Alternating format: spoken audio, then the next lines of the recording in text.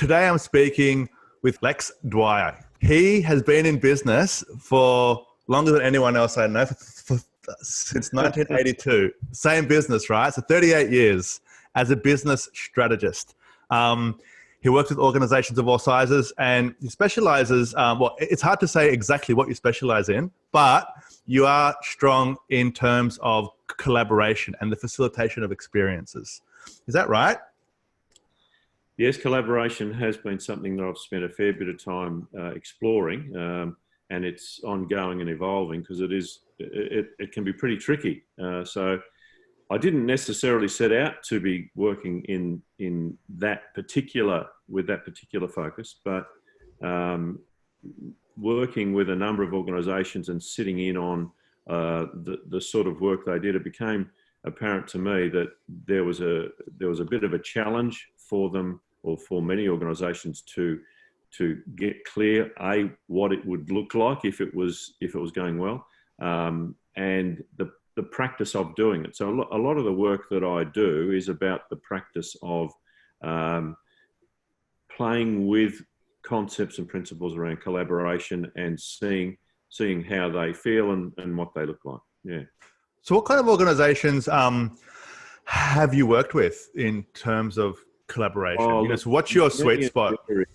Well, probably financial services, professional services has been a big user of my particular business, and a lot of business schools. So I've worked in a lot of business schools around Australia, looking to integrate this learning process through activity-based learning into their learning programs or executive development programs. So I think it's important to understand that my approach has been to provide some different ways of giving people experiences while they are learning, very, very practical, action-orientated learning.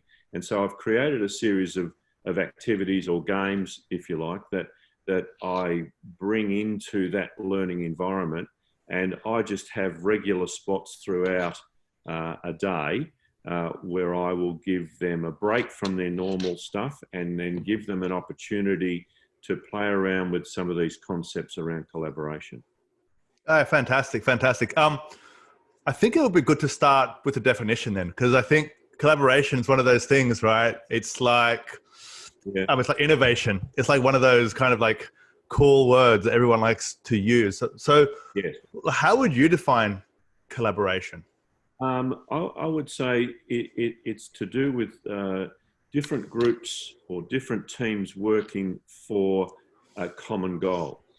And as simplistic as that might sound, the interpretation of it within an organizational setting can end up looking quite different, because the way teams or the way groups are rewarded isn't necessarily always connected to the greater good. And when people are rewarded for their efforts of the area that they have some responsibility or accountability for, they tend to focus in on that and sometimes lose sight of what their contribution to the greater good might look like.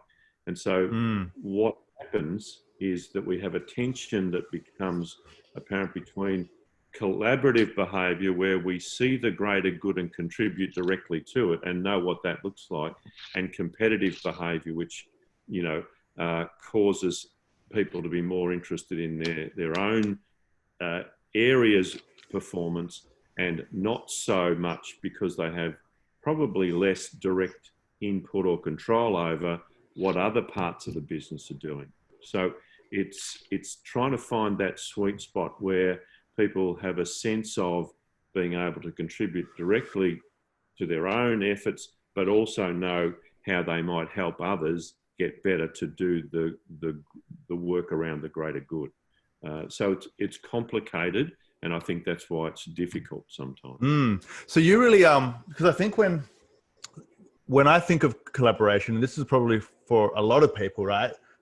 They're thinking individuals within the same team, but what you specialize in is between how different teams can come together and Yes. collaborate. And That's right. that's far more complex as well, isn't it? And so is it like a lot of the time within the same organization, or is it within kind of the separate organization that this Look, happens it the varies. most? I mean, you get lots of briefs, and so at the moment, I'm tending to work more with people from different organisations. You know, if you think about the sort of work I might do in a business school, where you have representatives from many and varied companies coming together for the purposes of learning, you know, whatever the focus of that particular workshop might be. And it might be around strategy, it might be around sales, it might be around, you know, finance. It could be the content that they are there for draws them to it. But the thing that becomes interesting is that they, you know, if I ask a group of people, how many of you would say that within your organisation there is some value lost when we think about the relationship between various teams or business units or divisions in your organisation because of the way in which competitiveness or self-interest plays a bigger part than they would like. So, yeah, at the moment I'm doing a lot with different people from different organisations, but it's very interesting to work with in an organisation where you have representatives from different parts of the business. And when you start to just provide them with activities that aren't their normal work practice, it becomes very apparent how some of the taken for granted assumptions about what they need to do well is really all about competition.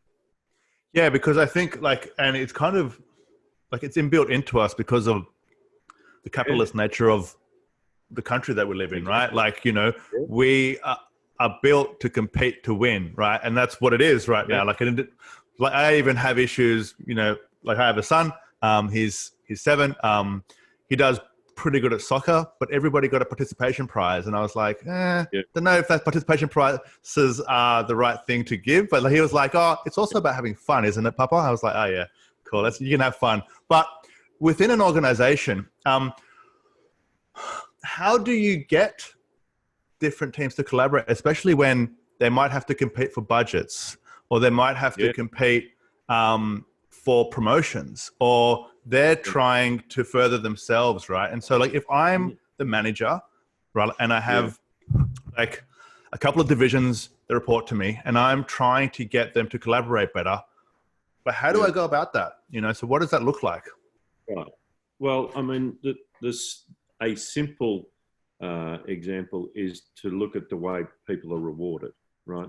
So if I reward you for your personal or your own business unit results and expect you to work with others in a way that might in some way feel to you like you are losing focus or spending time that you don't have or resources that you could be otherwise doing, then you will not collaborate because you don't get rewarded for it. So I think the first place to look is to what are the reward systems that would encourage people to behave in a more collaborative way. And I think it ultimately becomes a leadership issue as to the way we try to find ways of getting the most out of people. I think competitive behavior is really powerful. People understand it. But if you overuse it and you leave value on the table, then at what point do we say we need competitive behavior, but we also need collaborative behavior? If we know that we're very, very strong in competitive behavior, because as you say, at schools, we have over the years, and you know, the sort of thing you're talking about with your son, I think is an example of trying to move away a little bit from such a strong focus on competitive behavior. But it's not a particularly well-rounded approach. It's just trying not to do more of that, right? So I like to say is often, you know, simply not competing does not mean you're collaborating. Right? Now, what I mean by that, the absence of one does not imply the presence of another. And so the skills and the things that people bring to bear around being good competitors are not necessarily the same skills that they would bring to bear around collaborative behaviour.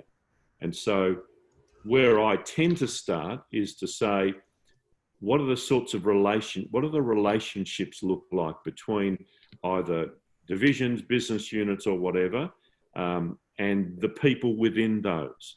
And so many of the things I will do are about trying to get an appreciation for the people first, and then the way in which my particular part of the group intersects with yours. And if I don't know what it is that you really need to be doing, to some extent, I have no way of contributing in a positive way to it. So there's relationships, there's a bias towards competitiveness, and a shift that needs to acknowledge the rewards that might go, that would tell someone, good job on collaborating there, and this is why we think it's helpful to us. So that's why I say it's a leadership issue, because leaders have to help people come to that realization. People are not going to come to it if we have structures in place that reward more and more and more competitive behavior. So that's a great point. And the reward system is definitely something that certainly makes sense. So let's say that I'm a business leader and I have some teams that report into me, right? And I now realize that they're not collaborating the right way, which means they're not really working together, which means that my future growth is affected, and I'm trying to change it, right? And you just mentioned about the reward system. What kind of reward system works when you have 2 different teams or 3 different teams? How do you change the reward systems that something with? Like, is it a team reward? Is it a collaboration reward? Like, how do you adjust it? I think there are a few different ways to approach, depending on what the starting point of that group is around the way they connect and collaborate. So one of them would be simply to reward behaviours that would show that there is intention, at least. Because when I give people experiences to play with, when I will set it up, and to help you understand the way that these are set up, I have, let's say we've got 4, 5, 6 groups in the room, and I put them into teams just like they would in the business. They'd be separated in that, here are our team members, here are their team members. And I say, every team is meant to do the best it can, and we will see what score you generate. Everyone gets that. That's pretty straightforward. What is most important, though, is the combined score of all teams. So people go, oh, right. So just like the organisation, we add our individual performances together and we get a grand total, right? And I will ask the group, what is it that we are not trying to do between these teams? And I'll say, we are not trying to compete, because if we simply compete, all they do is try to do better than the other team, because we know that the worst performer is the one that's going to get all the scrutiny, right? So away we go, we'll do the activity, and the first thing people will do, even though they know they're not meant to, is compete. So the first thing I would do is to start to point to the behaviours that the leader will know are there, because in a way he or she has already set up a process where they are rivals over certain things. Now, they might be rivals over resource allocation. They might be rivals over status, competing for a position that only one of them can get. They might be competing over attention from the boss, right? There's all sorts of things that the leader will know about, and it's a matter of helping people identify what is it that's going on, and are there ways that we might also think about it? Because, Alex, this is the whole issue of managing paradox, right? It's not simply either or. It's not, we've got to be good at competition, because people sometimes confuse what I'm saying is, don't worry about being a good competitor. I'm not saying that. I'm saying you have to be a bloody good competitor. But in addition to that, there is a bigger game being played here, and you have to be able to see how you contribute to your own success in your part of the business, and how you can see how you contribute to making others better. Now, the reward for making others better can look like behavioural. It can look, as you say, like financial reward. You might start to find ways of looking at the way we might reward people for their contribution from a financial point of view as well. And so it's a matter of having that as the focus, as well as just rewarding the simplistic, I would say, simple KPI, achieve those, did that, tick, that's how your team or that your individual will be rewarded. So it's a bit more complicated, but it's still, I think, reasonable. So I guess traditionally or historically, or however you want to put it, there will be the different like divisions in a company, right? Those separate divisions will each have like a team lead, right? And those team leads or those the managers will report in to the CMO, the CEO, or whoever else it is. So are you giving the rewards to the team leaders? Is that where it happens, or is it with the individuals within those teams as well? Well, I think it's both. The idea that you will have a group of C-suite executives sitting around a table, starting to think about their collaborative behaviour first of all. They have been successful in the main. I mean, I'm generalising, but in the main, for having been very good competitors. Right. They will sometimes be brutally competitive, and as you know, not all things that happen in organisations are good for people, right? Because we need to get results, we need performance, and we need to be pretty hard on things. We need to be really clear about what's acceptable and what's not. So for many people's careers, competition has been their main thing that they've been good at.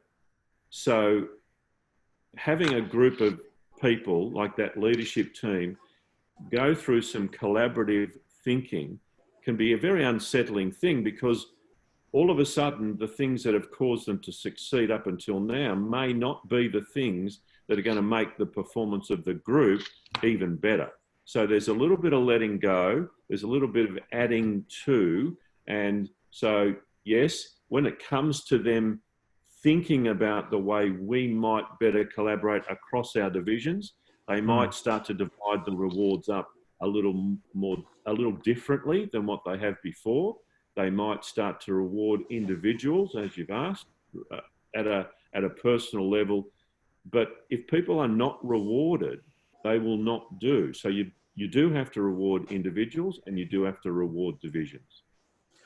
And like, how do you, or what would you suggest is the proportion that you would reward the team leader versus the team in that respect, right? Because it seems to me that the leaders would have the biggest impact in the collaboration. Yeah. So if they're rewarded more, they're the ones who have more authority. Is that like, because it's kind of the balance between that reward and their career progression. And they will be thinking in the back of their mind, well, the KPI for that is this, but my future progression is that. And so trying to find that balance might be challenging.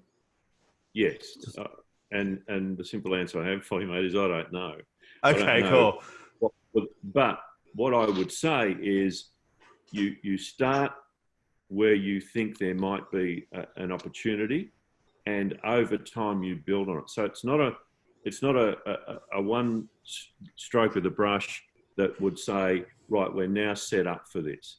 It will take time, and it will take learning for those execs, and I think it is very helpful for them, because an analogy would be, I work a lot with general managers, people who have been promoted into a general management role where they've risen to the top of their particular discipline, and they're now sitting at that C-suite table, and they're looking around saying, well, what does it take now for me to be successful? They spent less time than they ever did before thinking about the technical work that goes on in their division.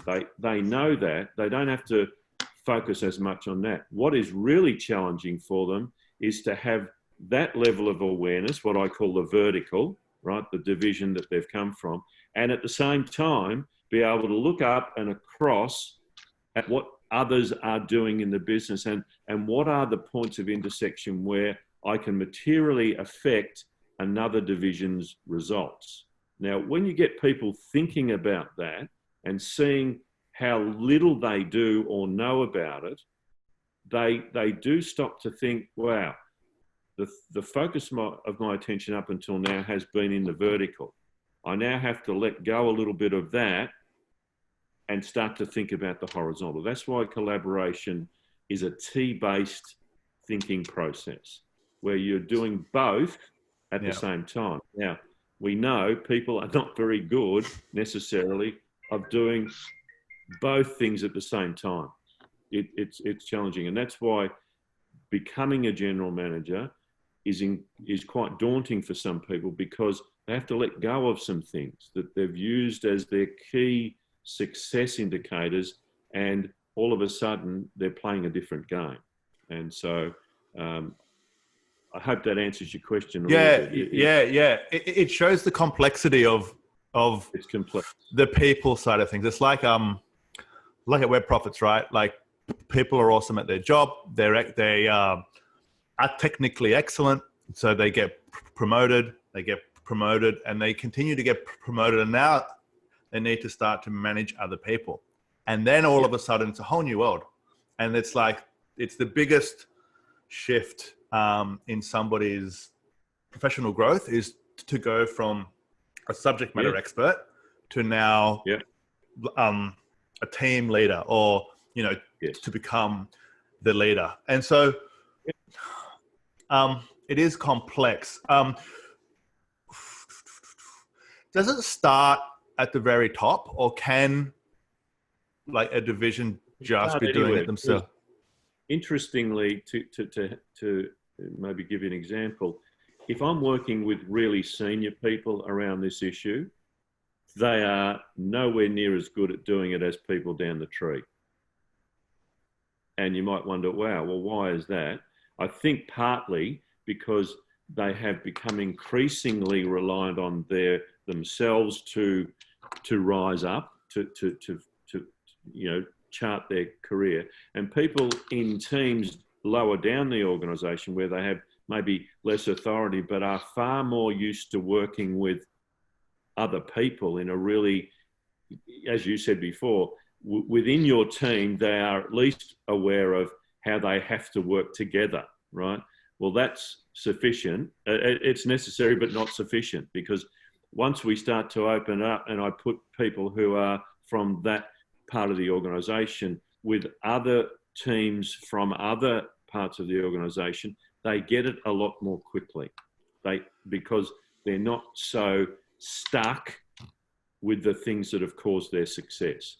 So I think it's harder for some senior leaders to let go, but intellectually they get it, because they see the benefit when you say, here's value being taken off the table, here's value being taken off the table, because all you're doing is competing against each other. And that is not helpful beyond this level, right? So it's helpful up to here, go for your life, compete.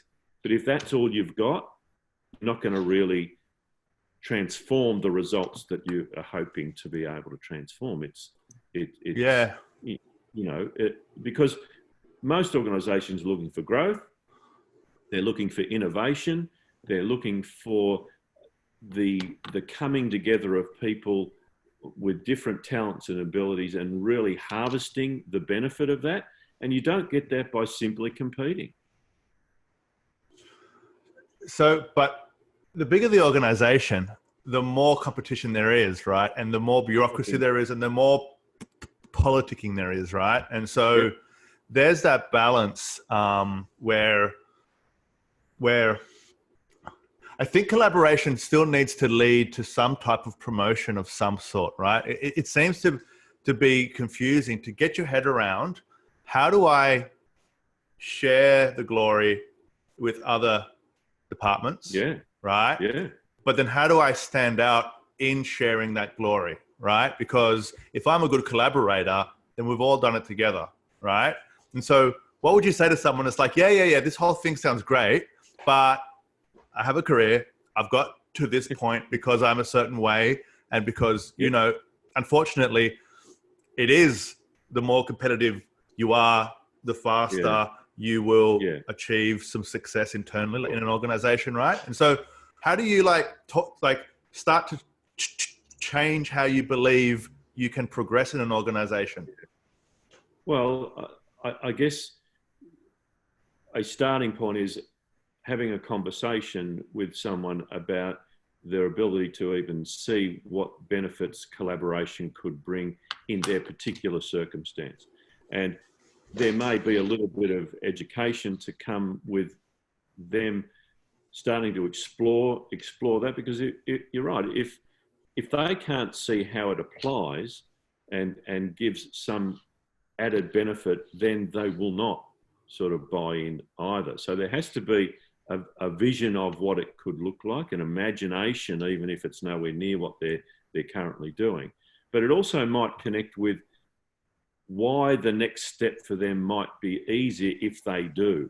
Because it doesn't have to be organizational wide. It'd be nice, but let's face it, it's pretty hard to just come in and rewrite, although lots of big management consulting companies come in and say, well, we're reorganizing, and we're reorganizing because we want a more of a matrix system, because that's going to make people more able. Well, you know, all people do is wander around trying to figure out, how do I work this new system, you know, to my benefit.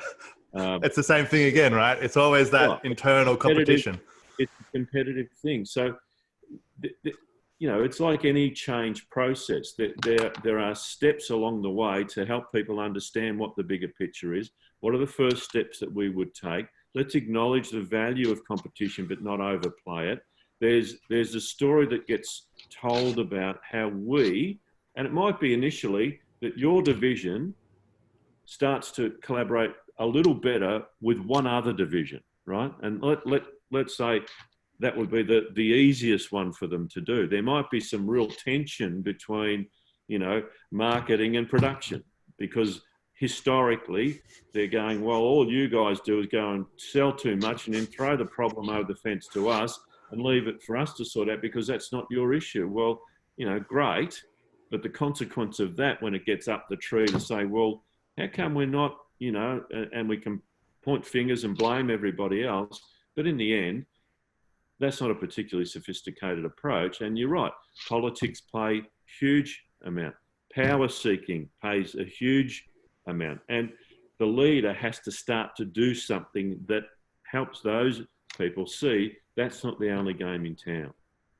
And so sometimes it might be punishment for just being a competitor. Sorry, sometimes there could be punishment for just being a competitor? Yeah, because we see people all the time say, well, you know, Alex is a great salesman. He's hitting his numbers every single time. But the way that he does it is not what we want in this organization. He's undermining other people. He's competing for clients that others, you know, have a better track to or whatever. So that, you know, the tension that exists between simply hitting results and how you get those results starts to show more likely a collaborative bias than just simply saying win at all costs. Because win at all costs does not necessarily see long-term success. So is this, well, there's so many pathways I want to take this. Let's start with this one first, right?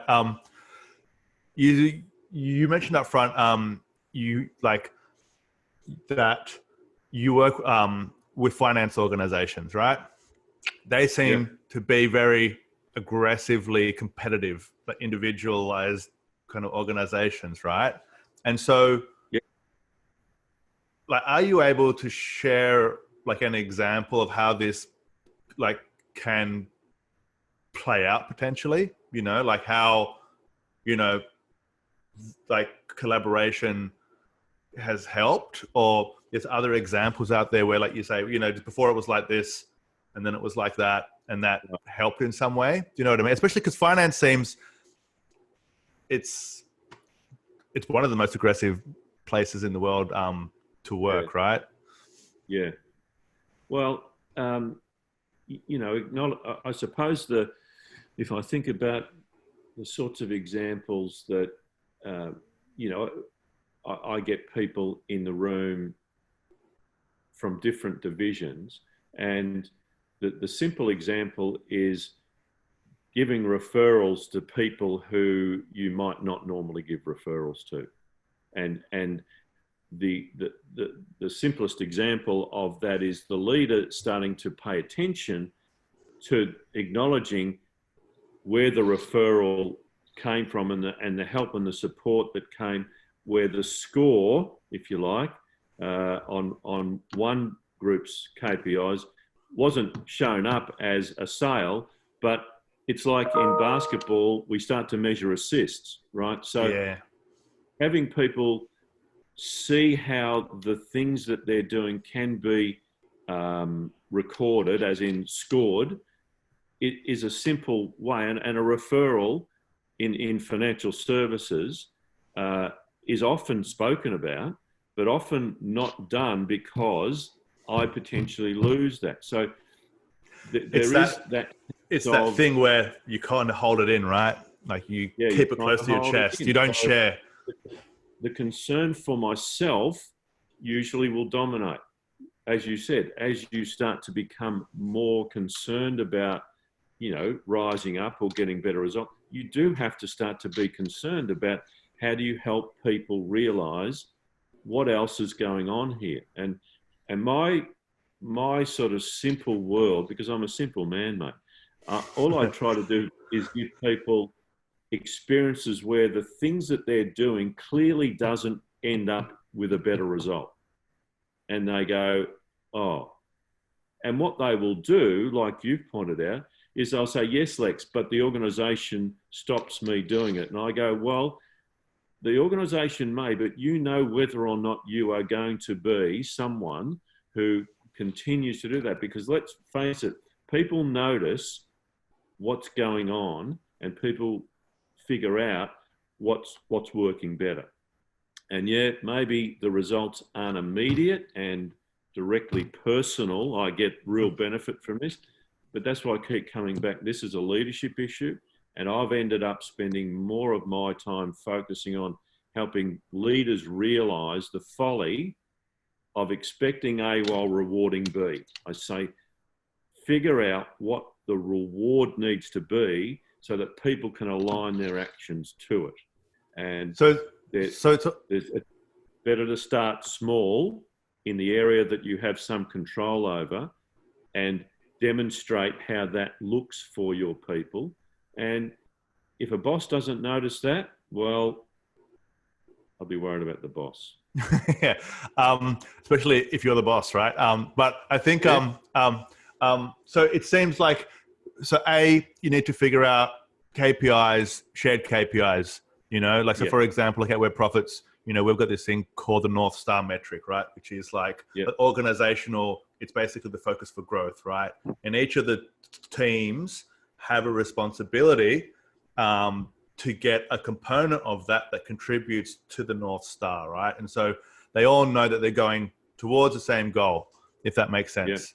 Yeah. And so that's a way of doing it. But it seems to be that like you need to kind of have the metrics in place first that require collaboration. Yeah. That mean like if you fail, then we all fail. And then like individually you can still succeed, right? And so you can still stand out in that area, but it's almost like each team has a goal that is not independent of each other, right? So I think that's one part, right? That prior shared accountability. To the shared accountability. Shared accountability. That's an interesting one. Just quickly on the KPI side of things, it seems like it's something that we've been like investigating as well. The 360 reviews, right? Does that play a role in this? Like, is that how you will get it at, or is that not the right way to think about it? It's not what other people think about your collaboration. It's actually what are the results of the collaboration? Yeah, look, I think it depends on the sorts of things you are asking people to comment about in relation to collaboration of what others are doing. So if I look around the 360 people who I might be in contact with, if you're able to articulate the sorts of questions that are clear about that, then I think it can be a useful tool. Whether again, as I say, there's a starting point with this, and you would build in things that were progressively supporting the collaborative process. So whether or not you would want to hear the results of a 360 without having done much work leading up to collaborative type behaviour, that might not be the best way to bring it to people's attention.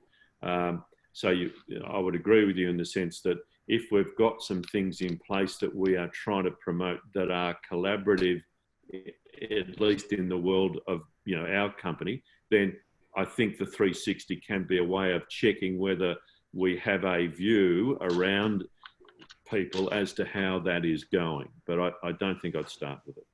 Okay. Yeah, cool. Okay. So like it's more about the rewards and the KPIs and stuff like that than it is about what people think about.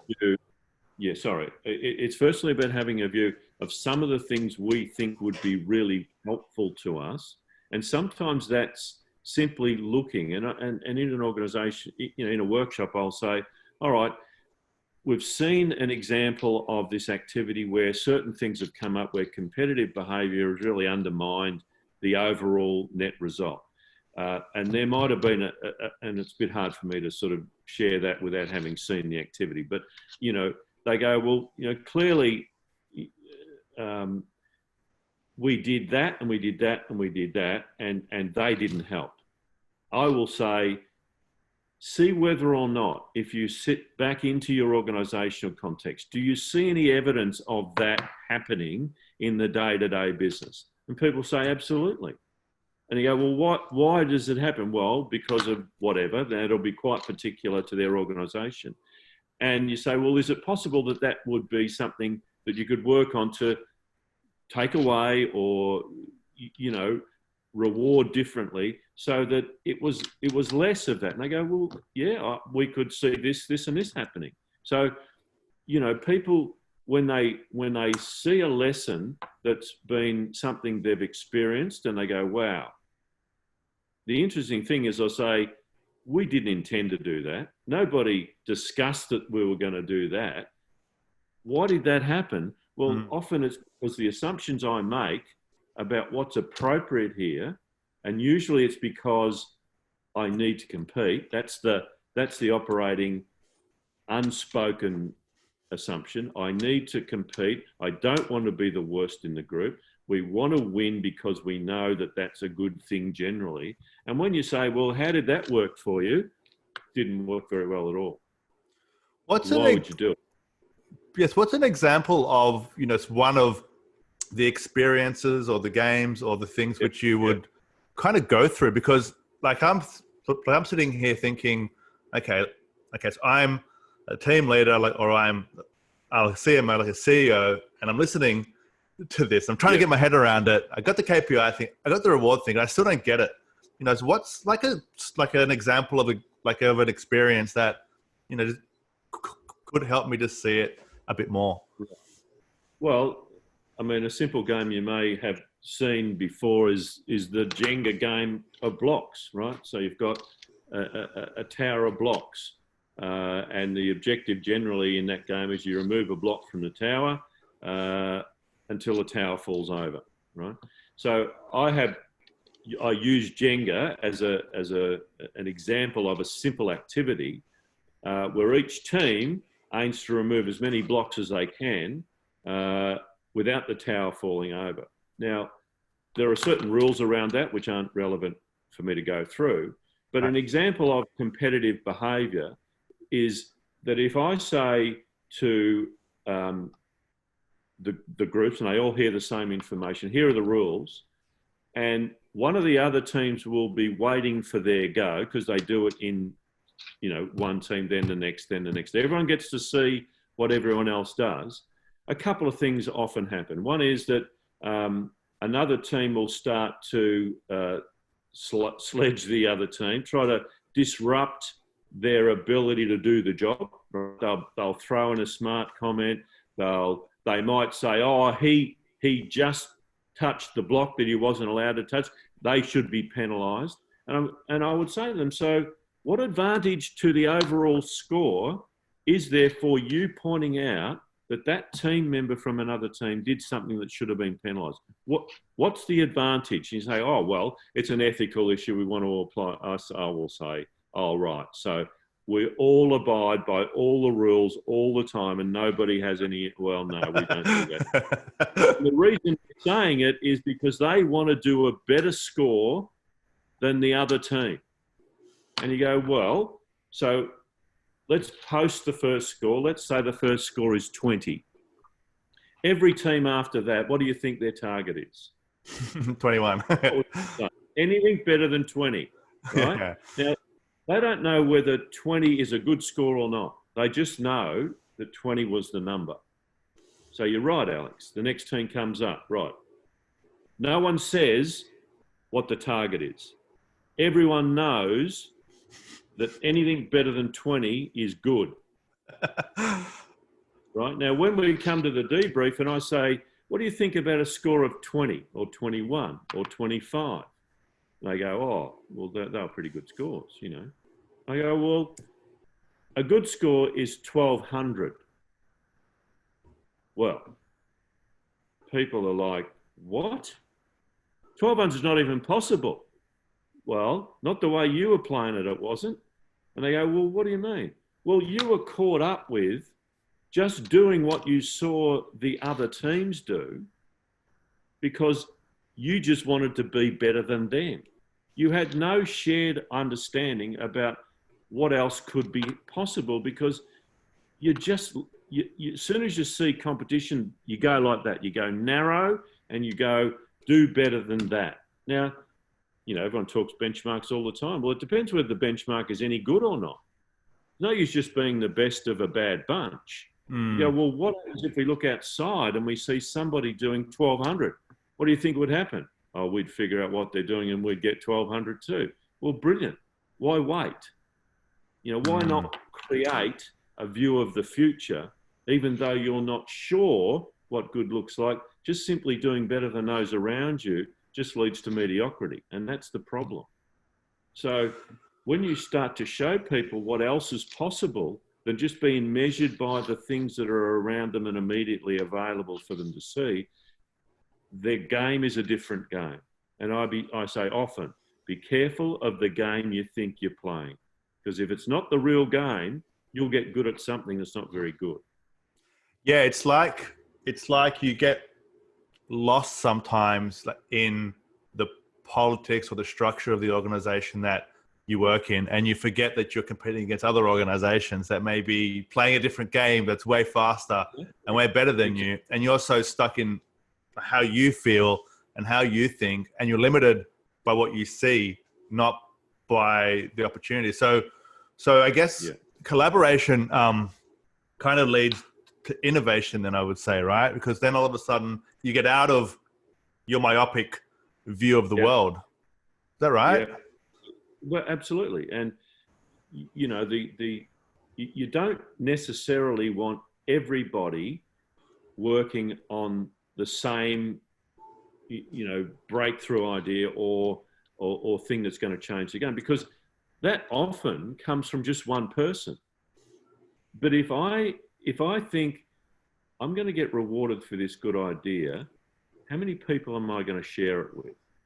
Right? Because what happens in this game, this Jenga game, let's say somebody has an idea that could really transform the game. Do you think that they share it with the 2 or 3 teams ahead of them? No. They wait for it's their turn and they go, right, when it's our turn, what we're going to do is dot, right, everybody? Everyone clear? Yep. And they walk up and they do that and they get a really good result. and people look at them saying, wow, we didn't think of that. And then you ask the question, why was it, do you think, that nobody else knew about that idea before your team had a go? And of course, you know what they say? Because we wanted to be the best team. Yeah. And So I can see how I do that stuff as well. Like even in like the team events, like you just want to win. I think we've just been built to win. Like, and if we lose, it's so bad, you know? And like, winning. I can't even lose against I can't even lose against my son who's 7 in like a game I'm teaching him. I mean, I can, but it's like a big emotional hurdle. Look at yourself, Alex. You better have a good hard look at yourself, mate, because what you are teaching him is one-dimensional. It's great. I mean, I played footy at the elite level. I know what it means to compete, but it is not the only game in town. So how do you change this? Because this is the part, right, where we're being conditioned through experience. Because that's how you got there, right? You got there by experience. You got there by doing well, doing that. And when it's very interesting, because when I first started to do this, I thought it wouldn't go so well if teams didn't do well in the activity, right? That is, they got poor scores or I pointed out things that really weren't very helpful. And what I've learned over time is successful people respond better to that thing of, well, you just weren't really you weren't very good at that. Why weren't you very good at it? And we start to unpack why, and it's not to make them embarrassed or humiliated. It's just to see and get them to feel what it's like when they're doing something that is not useful. Yeah. And especially something they're very good at doing and very conditioned to do. And all of a sudden it's like a blinking light going, wow, everyone can see that that's what we're doing. And somebody's saying for this moment at least, that's not very helpful. And the reason it's not very helpful is this, and this. Are you going to keep doing it? No way. We're not going to keep doing that. We come back to activity number 2, right?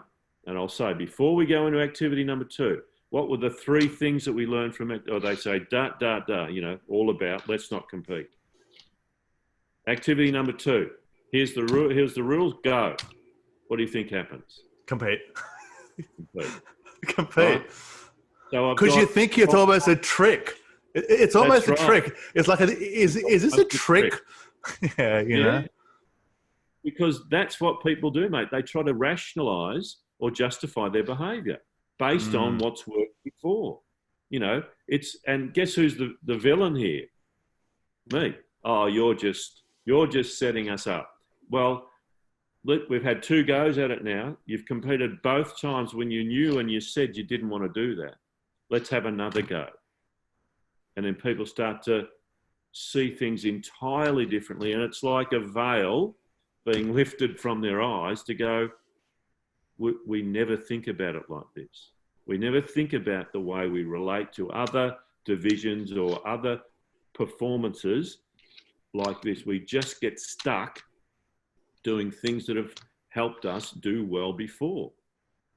But just being good at history isn't very good about being good in the future. And I've heard you speak before. You've got to let go of some of the things that helped you get to where you are, because they are not going to be the things that help you next. And people don't like that. They don't like it. Because you're challenging. You're challenging the thing which I know is the truth for me, yes. Right? But then, right. So then, as a leader, like, is it like to start this thing, right? Like, is it that you take away the team leads, for example, and you go somewhere that's a bit more relaxed and you say, cool. So like you create almost a central goal, you know, say like across the teams, basically, you know, here's a central goal that we all want to go towards, and we get them starting to brainstorm how they could work together and how they could help, and then stretch it and say, okay, so if we have to stretch it now, how would we do that? You know, because it seems like it's the stretch that is where collaboration is required. Like, this is standard. This is everyone separate. if we collaborate, we can do this. Is that a way of doing it? Like I'm trying to make it It real? is a good way of doing it because, you know, and if you think about the typical process, and I don't know what it's like for you guys there, but, you know, a lot of the time you say, all right, last year our results were this.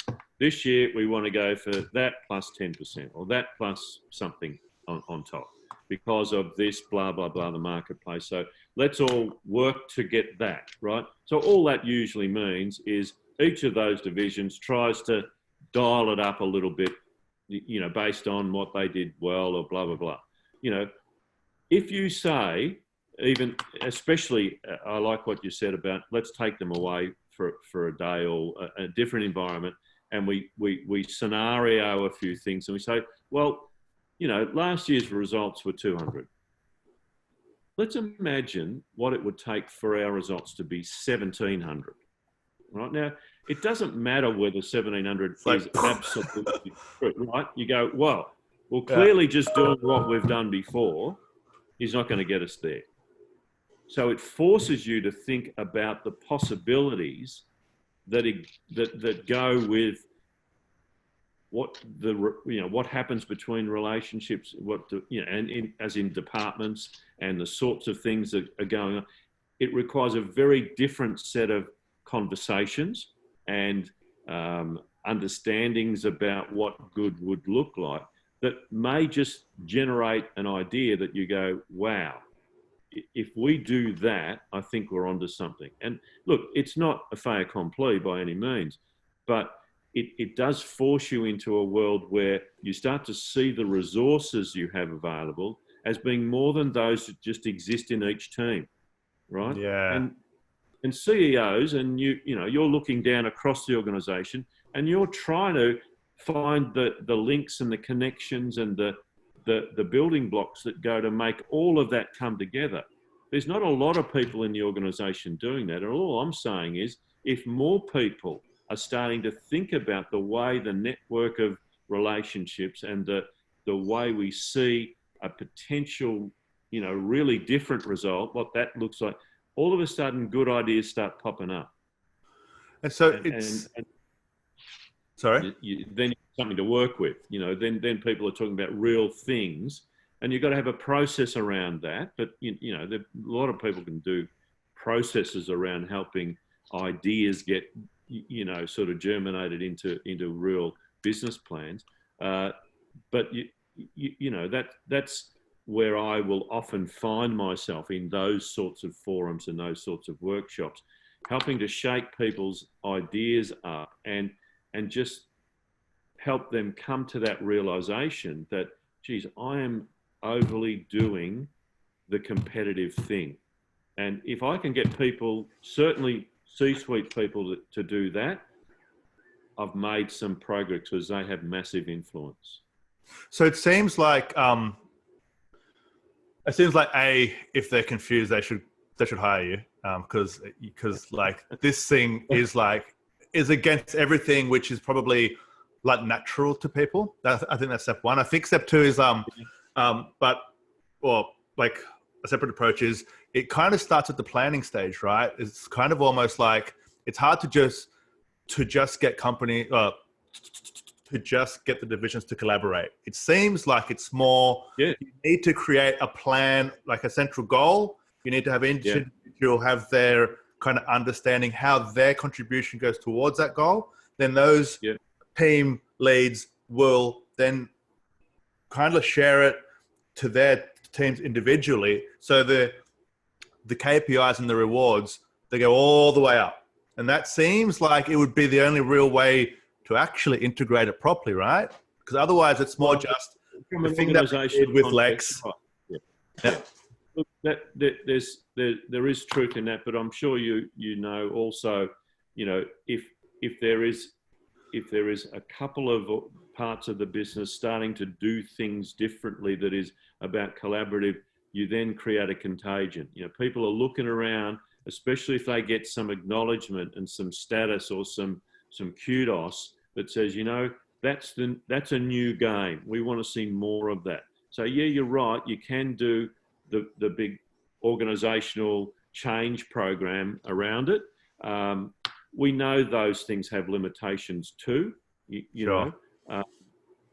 So, you're a bit of a ninja. You've got to be a bit of a ninja. You've got to figure out how do I play this, because how things happen are not always organised.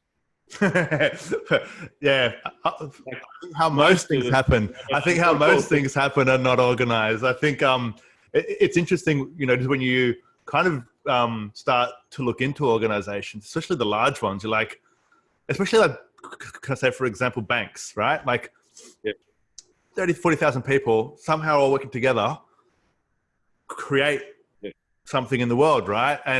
But each individual is like an individual in the organization trying to get there. It's quite chaotic sometimes, like, to think about. So it seems to be that this adds a level of complexity to those organizations, look, it does. But I work with leaders of smaller divisions, regularly, right? And they get their group of people together. And if that leader has influence over those teams, and leaders will have 10, 15, whatever number of teams working. They might be geographies, they might be functional, they might be all sorts of different things. If you've got a leader who is starting to help people identify this, give them some experiences around it, and give them an opportunity to explore what more collaborative stuff could be and reward them for it, you're not trying to change the world. You're trying to just deal with an area of influence that these leaders can have. Now, is that going to change the total bank? Maybe. I'm an optimist. Maybe. But let's face it, competition in the banking industry has caused some very big problems. Yes. So continuing to see it's the hammer and the nail analogy. If everything looks like a nail, all you're going to do is hit it with a hammer, then brilliant. So yeah. No, so just on that point as well, like this is the conditioning, right? If I'm that person that has the 15 or so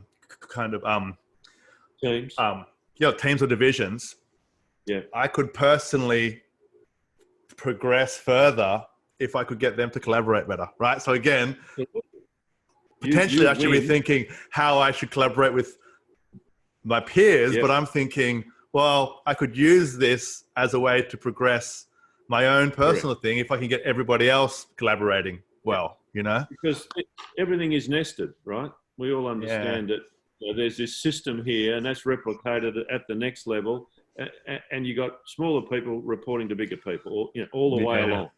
All the way along. If you say, here's an example, here's an experiment that I could try with this particular segment, what does that look like? Then people can get their hands around it. You're not trying to change the world, and people respond well to positive experiences where they learn together and they see things that they can do that is within their control and manageable. You're not asking them to revolutionise the digital process around the way we deliver the platform in day one.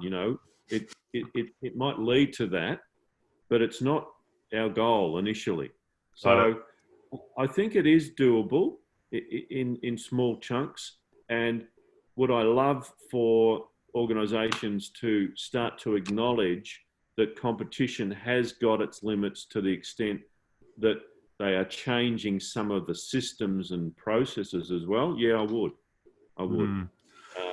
But I'm sniping. I'm just picking off opportunities where I can influence the most, and that's what I do with these activities. That's awesome. Thanks so much for coming on the podcast. This is really it's really something that we've been pushing hard internally at Web Profits, and so I know how challenging it can be, especially because we have a competitive streak in us, right? And we all want to win individually, but also at the same time we want to win more. Well, we're trying to win more as a company.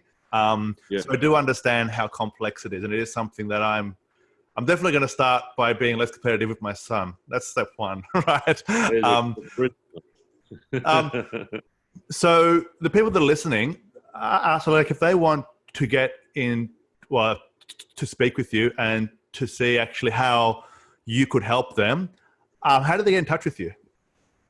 Corporatefitnessservices.com.au is the website.